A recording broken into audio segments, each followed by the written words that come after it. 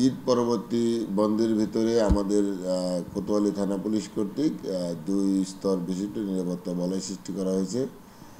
বিশেষ করে আবাসিকে যারা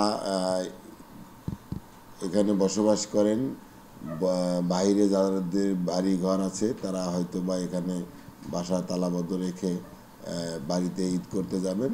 তো সেই ক্ষেত্রে আমরা আবাসিকে আমরা রাত্রিকালীন মোবাইল জোরদার করেছি এবং এখানে প্যাট্রোলিংয়ের ব্যবস্থা করা হয়েছে। আসলে আমাদের সিএমপির অভিভাবক মাননীয় পুলিশ কমিশনার স্যারের সার্বিক নির্দেশনায় কোতোয়ালিতে আমরা প্রায় 35টি স্পটে আমরা 130টি সিসি ক্যামেরা লাগাইছি।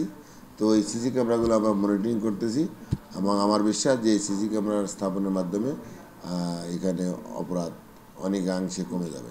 আমি মনে করি যারা এই শহরের বাসা ছেড়ে গ্রামের বাড়িতে ঈদের আনন্দ করতে যাবেন, আমি তাদের প্রতি একটা বার্তা দিতে চাই যে আপনাদের মূল্যবান সামগ্রী যাতে ভালো হেফাজতে রেখে গ্রামের বাড়িতে গেলে তাদের জন্য নিরাপদ হবে।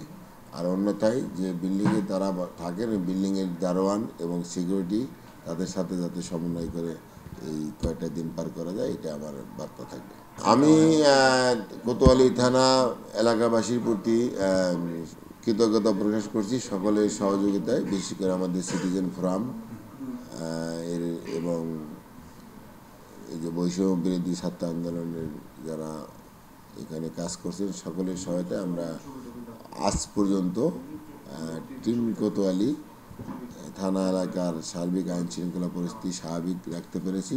তো আমি আগামী ঈদের শুভেচ্ছা জ্ঞাপন করছি সকলের প্রতি। সবাই সুন্দর ভালোভাবে ঈদ উদযাপন করবে, এটাই প্রত্যাশা থাকবে।